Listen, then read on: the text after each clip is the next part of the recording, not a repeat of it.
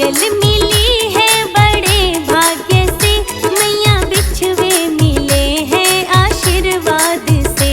मैया पायल मिली है बड़े भाग्य से, मैया बिछुए मिले हैं आशीर्वाद से।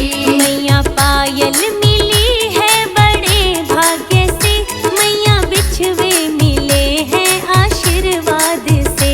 मैया पायल मिली है बड़े भाग्य से, मैया बिछुए मिले हैं आशीर्वाद से। इन दोनों को अमर बनाए रखना, मेरे आंगन का दीपक जलाए रखना।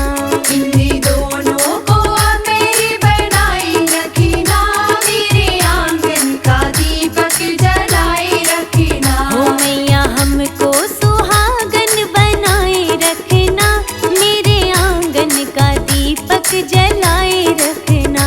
मैया हमको सुहागन बनाए रखना, मेरे आंगन का दीपक जलाए रखना। हो मेरे आंगन का दीपक जलाए रखना।